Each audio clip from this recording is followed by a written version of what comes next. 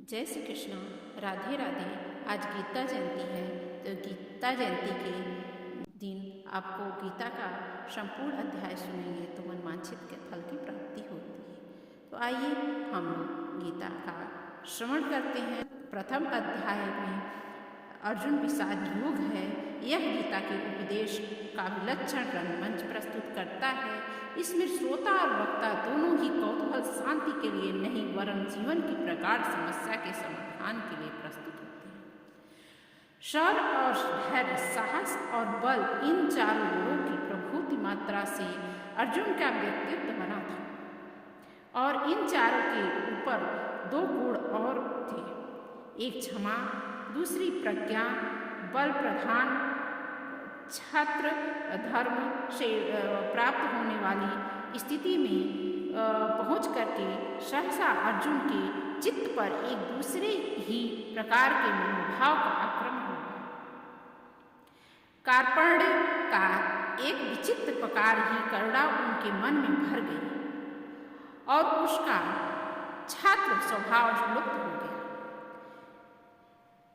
जिस कर्तव्य के लिए वह कटिबद्ध हुआ था, जिससे वह विमुख हो गया, ऊपर से देखने पर तो इस स्थिति के पक्ष में उसके तर्क धर्मयुक्त जान पड़ते थे, किंतु उसने स्वयं ही उसे पाप और दोष कहा है और यही माना है कि मन की इस कार्यता के कारण उसका जन्मसिद्ध स्वभाव या नष्ट हो गया था। वह निर्णय नहीं कर पा रहा था कि युद्ध करें वरना वैराग्य ले लें, क्या करें क्या न करें, कुछ समझ में नहीं आता था। इस मनोभाव की चरम स्थिति में पहुंच करके उसने धनुष बाण एक ओर डाल दिया। कृष्ण ने अर्जुन की वह स्थिति देख करके जान लिया कि अर्जुन का शरीर ठीक है, किंतु युद्ध आरंभ होने से पहले उस अद्युत क्षत्रिय का मनोबल टूट चुका है। बिना मन के यह शरीर बड़ा नहीं रह सकता। अतएव कृष्ण के सामने एक गुरु कर्तव्य आ गया। अतः तर्क से, बुद्धि से, ज्ञान से, कर्म की चर्चा से, विश्व के स्वभाव से, मन में जीवन की स्थिति से, दोनों के नियामक अव्यय पुरुष के परिचय से और उन सर्वोपरि परम सत्तावान ब्रह्म के साक्षात दर्शन से अर्जुन के मन का उदारता करना, यही उसका लक्ष्य है। इसी तत्व चर्चा का विषय गीता है। पहले अध्याय में सामान्य रीति से भूमिका रूप में अर्जुन ने भगवान से अपनी स्थिति कह दी। प्रथम अध्याय में दोनों सेनाओं का वर्णन किया जाता है। शंख बजाने के पश्चात अर्जुन सेना को देखने के लिए रथ को सेनाओं के मध्य ले जाने के लिए कृष्ण कहते हैं। तब मोह युक्त हो अर्जुन कायरता तथा शोक युक्त वचन कहता है। दूसरे अध्याय का नाम साक्ष्य योग्य है। इसमें जीवन की दो प्राचीन सम्मानित परंपराओं का तर्क द्वारा वर्णन आया है। अर्जुन को उस कृपण स्थिति में रोते देख करके कृष्ण ने उसका ध्यान दिलाया कि इस प्रकार का क्लैब्य और हृदय की क्षुद्र दुर्बलता और अर्जुन जैसे वीर के लिए उचित नहीं है। कृष्ण ने अर्जुन की अब तक दी हुई सब युक्तियों का प्रज्ञावाद का झूठा रूप कहा। उनकी युक्ति यह है कि प्रज्ञा दर्शन काल, कर्म और स्वभाव से होने वाले संसार की सब घटनाओं और स्थितियों को अनिवार्य रूप से स्वीकार करता है। जीना और मरना, जन्म लेना और बढ़ना, विषयों का आना जाना, सुख और दुख अनुभव, ये तो संसार ही है। इसी को तो प्राचीन आचार्य पर्यायवाद का नाम भी देते हैं। काल की चक्र गति इस सब स्थितियों को लाती है और ले जाती है। जीवन के इस स्वभाव को जान लेने पर फिर शोक नहीं होता। यही भगवान का व्यंग है कि प्रज्ञा के दृष्टिकोण को मानते हुए भी अर्जुन इस प्रकार के मोह में क्यों पड़ गया है। ऊपर के दृष्टिकोण का एक आवश्यक अंश जीवन की नित्यता और शरीर की अनित्यता था। नित्य जीवन के लिए शोक करना उतना ही व्यर्थ है जितना अनित्य शरीर को बचाने की चिंता। ये दोनों अपरिहार्य है। जन्म और मृत्यु बारी बारी से होती है, ऐसा समझकर शोक करना उचित नहीं है।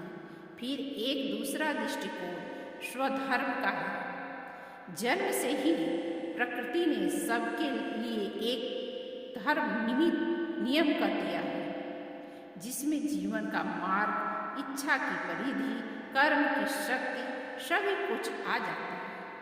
इससे निकल कर नहीं भाग सकता।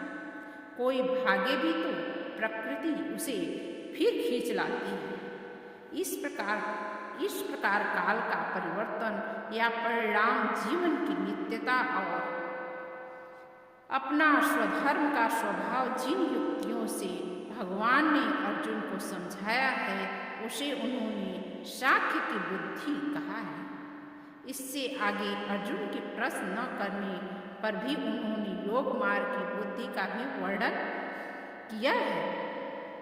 यह बुद्धि कर्म या प्रवृत्ति मार्ग के आग्रह की बुद्धि है। इसमें कर्म करते हुए कर्म के फल की आसक्ति से अपने को बचाना आवश्यक है। कर्मयोगी के लिए सबसे बड़ा डर यही है कि वह फल की इच्छा के दलदल में न फंसे। उसे बचाना चाहिए। अर्जुन का संदेश हुआ कि क्या इस प्रकार की बुद्धि प्राप्त करना संभव है? व्यक्ति कर्म करे और न फल ना चाहे तो ऐसी क्या स्थिति होगी? एक व्यवहारिक से पूछा कि इस प्रकार का दृढ़ प्रज्ञा वाला व्यक्ति जीवन का व्यवहार कैसे करता है? आना जाना, खाना पीना, कर्म करना, इसमें लिप्त होकर भी निर्लेप कैसे रह सकता है? कृष्ण ने कितने ही प्रकार के ब्रह्म इंद्रियों की उपेक्षा, मन के संशय की व्याख्या की है। काम, क्रोध, भय, राग, द्वेष के द्वारा मन का सौम्य भाव बिगड़ जाता है और इंद्रियां मन में नहीं रहती है कि सबसे बड़ी आत्मजय है। भारत से बाहर से कोई विषयों को छोड़ भी दे तो भीतर का मन नहीं मानता। विषयों का स्वाद जब मन से जाता है तभी मन स्फूर्ति, शांत और सुखी होता है। समुद्र में नदियां आकर मिलती हैं, पर वह अपनी मर्यादा नहीं छोड़ती। ऐसा ही संसार में रहते हुए उसके व्यवहारों को स्वीकारते हुए अनेक कामनाओं का प्रवेश मन में होता है, किंतु उनसे जिसका मन अपनी मर्यादा नहीं खोता उसे शांति मिलती है। इसे प्राचीन अध्यात्म परिभाषा में गीता में ब्रह्म स्थिति कहा गया है। अर्जुन की कार्यता के विषय में अर्जुन कृष्ण संवाद, सांख्य योग, कर्म योग, स्थिर बुद्धि व्यक्ति के गुण है। और तृतीय अध्याय में इस प्रकार है कि सांख्य की व्याख्या का उत्तर वर्णन सुनकर कर्म योग नामक तीसरे अध्याय में अर्जुन जी ने इस विषय में और गहरा उतरने के लिए स्पष्ट प्रश्न किया कि सांख्य और योग, इन दोनों मार्गों में आप किसे अच्छा समझते हैं और क्यों नहीं? यह निश्चय करते हैं कि मैं इन दोनों में से किसे अपनाऊं? इस पर कृष्ण जी भी उतनी ही स्पष्टता से उत्तर देते हैं कि लोक में दो निष्ठाएं या जीवन दृष्टियां हैं। सांख्यवादियों के लिए ज्ञान योग और मार्गवादियों के लिए कर्म योग है। यहाँ कोई व्यक्ति कर्म छोड़ ही नहीं सकता। प्रकृति तीनों गुणों के प्रभाव से व्यक्ति के कर्म करने के लिए बाध्य करती है। कर्म से बचने वाले के प्रति एक बड़ी शंका है। वह यह भी वे ऊपर से तो कर्म छोड़ बैठते हैं पर मन ही मन उसमें डूबे रहते हैं। यह स्थिति असह्य है। इसे कृष्ण ने गीता में मिथ्याचार कहा है। मन में कामेंद्रियों को रोककर कर्म करना ही सरल मानवीय मार्ग है। कृष्ण ने चुनौती के रूप में यहाँ तक कह दिया है कि कर्म के बिना तो खाने के लिए भी अन्न भी नहीं मिलता। फिर श्री कृष्ण जी ने कर्म के विधान को चक्र के रूप में उपस्थित किया। न केवल सामाजिक धरातल पर विभिन्न व्यक्तियों के कर्म चक्र और तरह आपस में पिरोए हुए हैं, बल्कि पृथ्वी के मनुष्य और स्वर्ग के देवता दोनों का संबंध भी धर्म चक्र पर आश्रित है। प्रत्यक्ष है कि यहाँ मनुष्य कर्म करते हैं, कृषि करते हैं, देवी शक्तियाँ वृष्टि का जल भेजती हैं, अन्य और उजर्ण्य दोनों कर्म से उत्पन्न होते हैं। एक में मानवीय कर्म, दूसरे में देवी कर्म।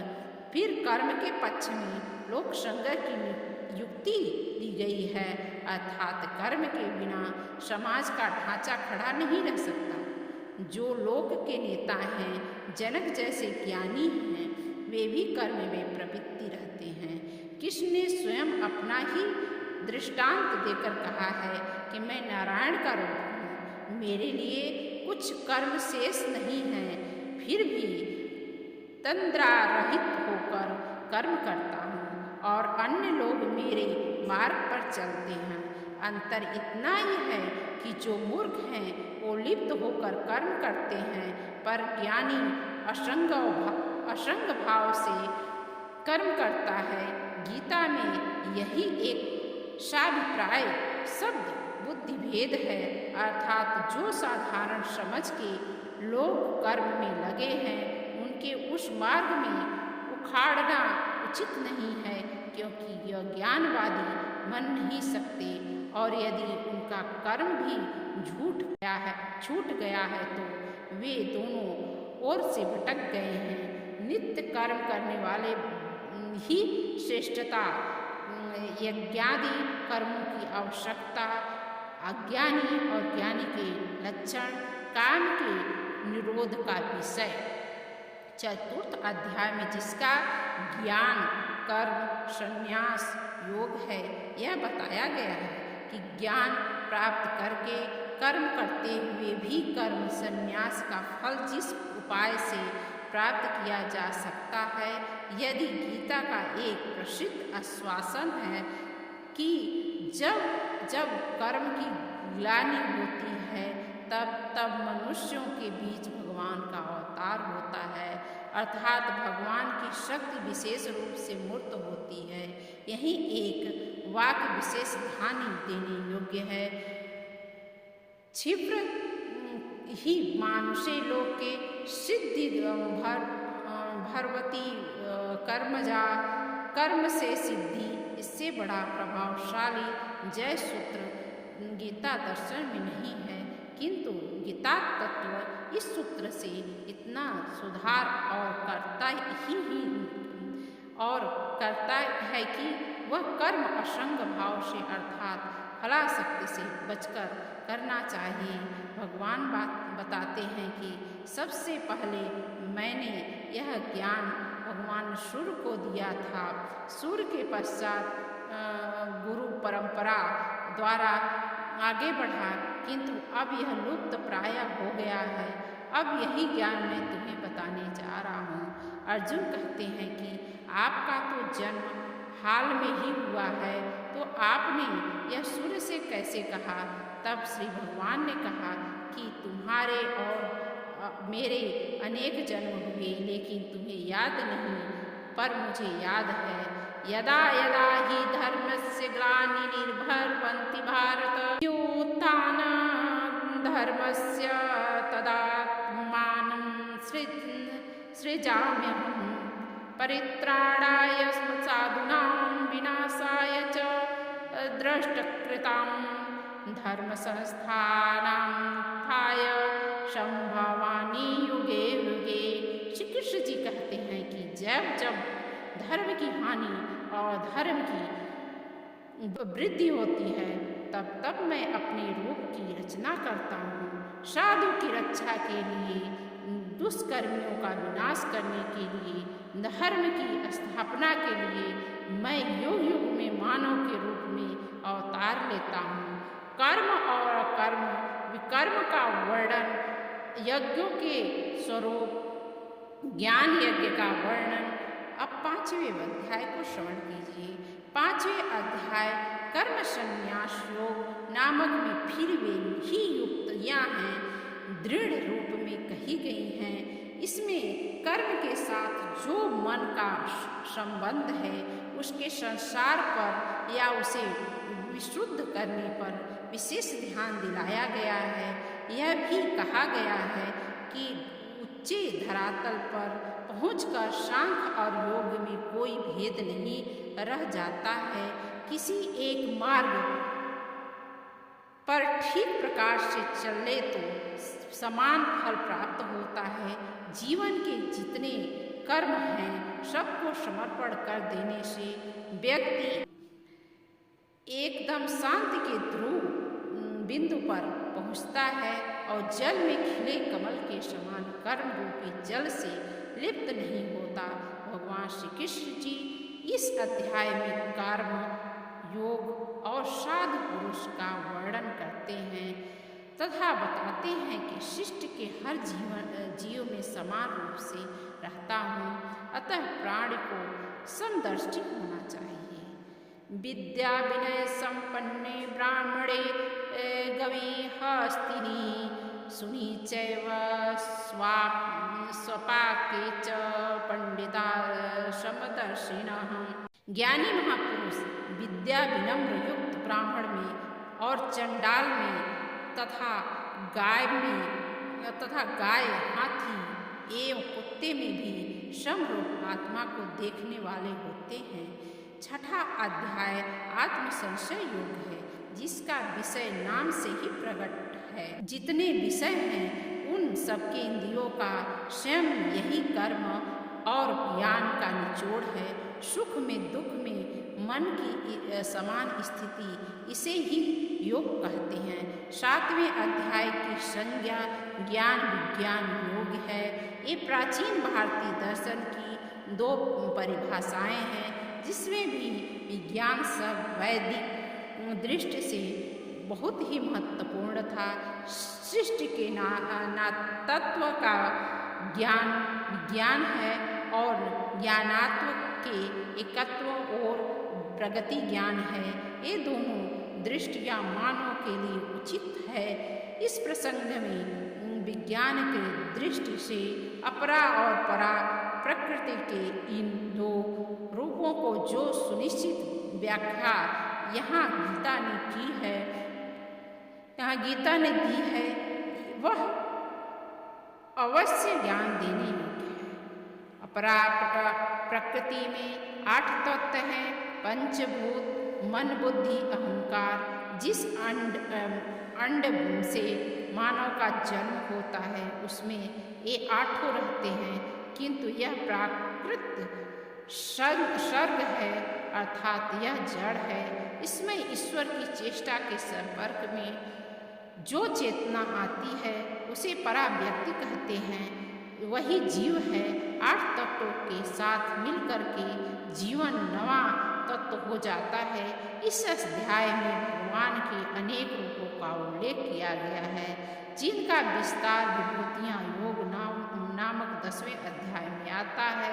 यही विशेष भगवती दृष्टि का यही उल्लेख है, जिसका सुत वासुदेव सर्वमिति सब वसु या शरीर में एक ही देव तत्व हैं, उसी की संज्ञा विष्णु है, किंतु लोक में अपनी रुचि के अनुसार अनेक नामों और रूपों में उसी एक देव तत्व की उपासना की जाती है। वे सब ठीक है, किंतु अच्छा यही है कि बुद्धि मनुष्य उस तत्व को पहचाने जो अध्यात्म विद्या का सर्वोच्च शिखर है। पंच तत्व मन बुद्धि भी है, मैं ही संसार की उत्पत्ति करता हूँ, विनाश भी मैं ही हूँ। मेरे भक्त चाहे जिस प्रकार भजें, परंतु अंततः मुझे ही प्राप्त होते हैं। मैं योग माया से प्रकट करता हूँ और मूर्ख मुझे केवल साधारण मनुष्य ही समझते हैं। यो यो याया तनु भक्तः श्रद्धया चित्तुच्छति तस्य तस्याचलां श्रद्धा तामेव विद्याम्यहम्। देहान्तं समितितानि वर्तमानानि चार्जुनं भविष्याणि च भूतानि मातु वेद न कच्चन। 8वां अध्याय की संज्ञा अक्षर योग है। उपनिषदों में अक्षर विद्या का विस्तार है। गीता में उस अक्षर विद्या का सार कह दिया गया है। अक्षर परम ब्रह्म अर्थात परम ब्रह्म की संज्ञा अक्षर है। मनुष्य अर्थात जीव और शरीर की संयुक्त रचना का ही नाम अध्यात्म है। जीव संयुक्त भौतिक देह की संज्ञा क्षर है और केवल शक्तित्व की संज्ञा आदि दैविक है। देह की भीतर जीव, ईश्वर तथा भूत से 3 शक्तियाँ मिलकर जिस प्रकार कार्य करती है उसे अधियज्ञ कहते हैं। गीता ने 2 श्लोक में 8, 13, 4 इन 6 परिभाषाओं का स्वरूप बांध दिया है। गीता के शब्दों में ओम एकाक्षर ब्रह्म है। 8, 13 9वां अध्याय को राजगुहा योग कहा जाता है, अर्थात अध्यात्म विद्या रागी है और यह गुह ज्ञान सब में श्रेष्ठ है। राजा शब्द का एक अर्थ मन ही मन, अतएव मन की दिव्य शक्ति मयों को किस प्रकार ब्रह्ममय बनाया जाता है उसकी युक्ति भी राज विद्या है। इस क्षेत्र में ब्रह्म तत्व का निरूपता ही प्रधान है। उसी से व्यक्त जगत का परंपरा निर्माण करता है। वेद का समस्त कर्म कांड, यज्ञ, अमृत और मृत्यु, संत और असंत, जिसमें भी देवी देवता सबका पर्यवसान ब्रह्म में है।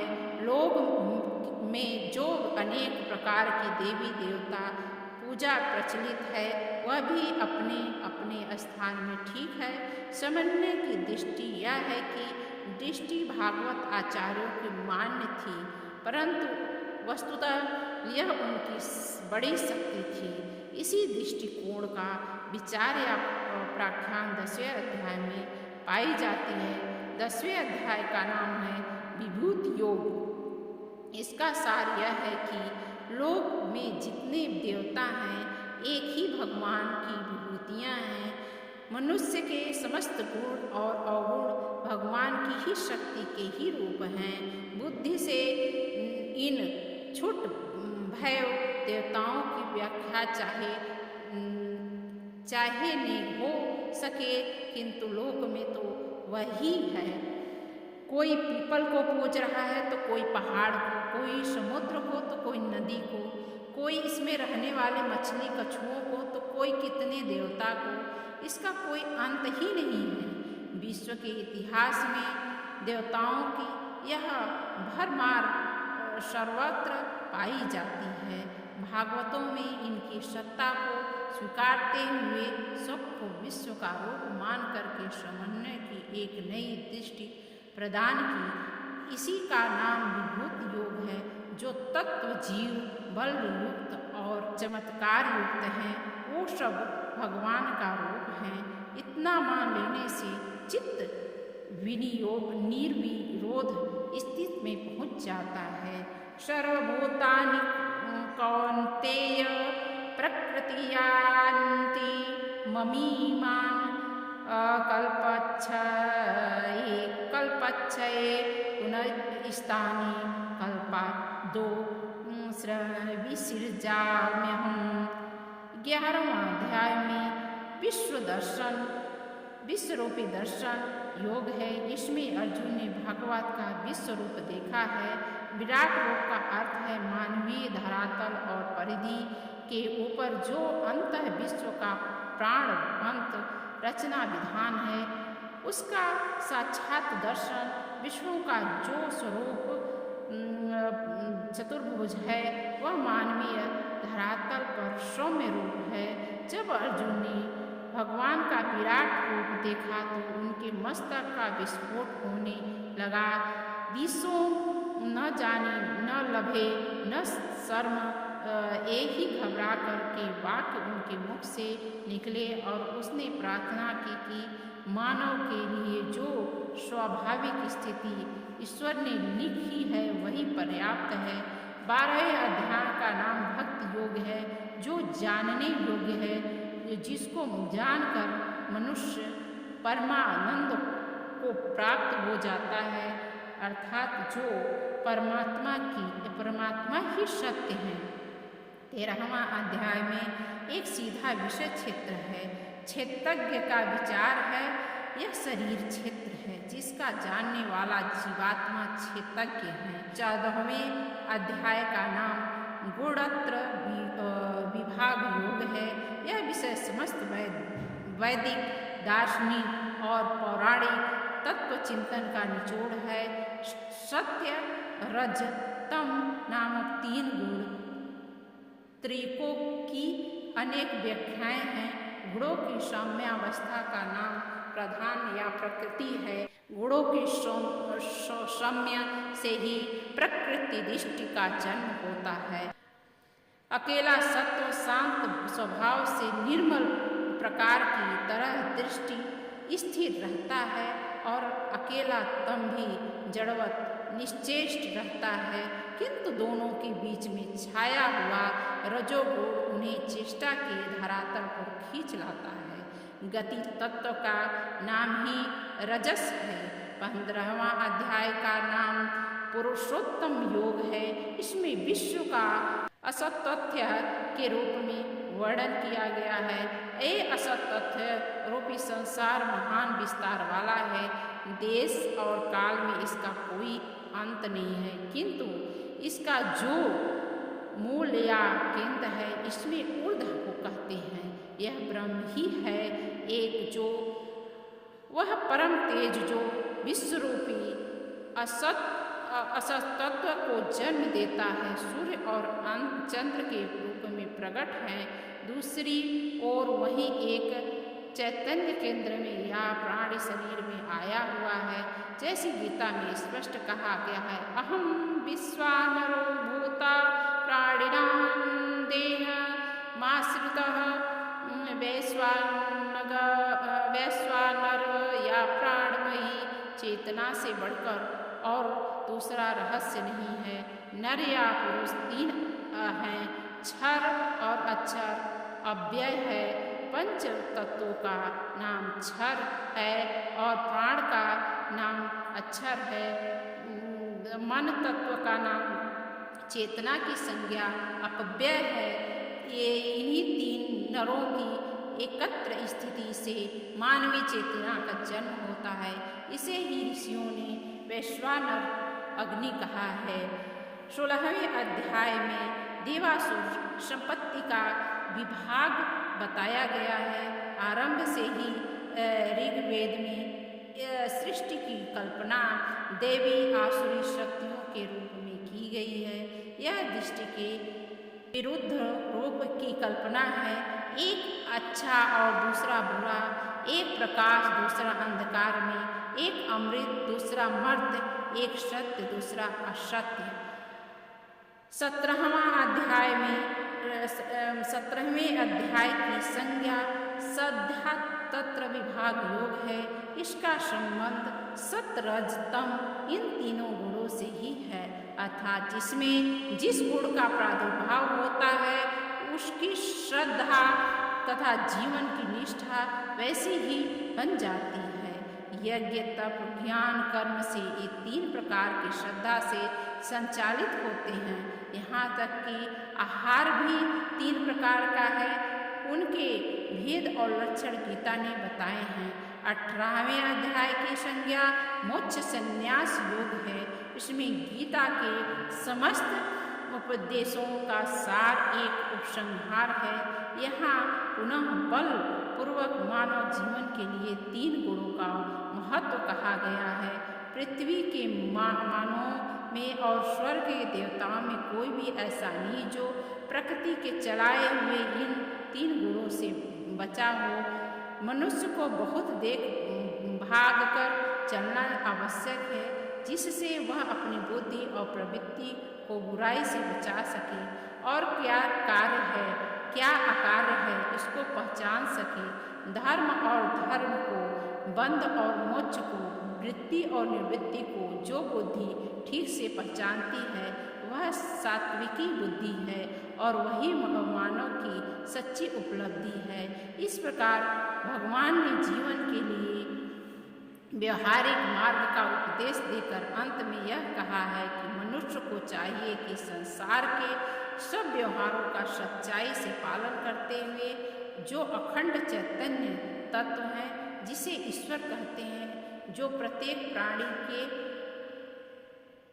हृदय का केंद्र में विराजमान है, इसमें विश्वास रखें, इसका अनुभव करें।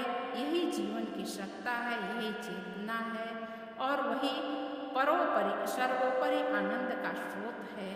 तो यह सब गीता का सार 18वां अध्याय मैं संपूर्ण 18वां अध्याय संक्षिप्त में आपको हिंदी में समझाई हूँ, आपको हिंदी में बताई हूँ। यदि आपको मेरा गीता का यह अध्याय आपको अच्छा लगा हो, मेरी वाणी से अच्छी लगी हो, कोई त्रुटि हुई हो तो कृपया अपनी बहन समझ के माफ़ कीजिएगा। यदि आपको अच्छा लगा हो तो कृपया करके लाइक करिएगा, सब्सक्राइब करिएगा, शेयर करिएगा और बेल आइकन को ज़रूर प्रेस कीजिएगा, जिससे सारी नोटिफिकेशन आपके पास जाती रहे। और कमेंट में जय श्री कृष्णा राधे राधे जरूर लिखिएगा, क्योंकि यह बड़ी मेहनत के साथ वीडियो तैयार किए गए हैं। यदि थोड़ा भी आप कृपा कर देंगे तो आपको भी भगवान की कृपा प्राप्त होगी। ओम हर हर महादेव। जय श्री कृष्णा राधे।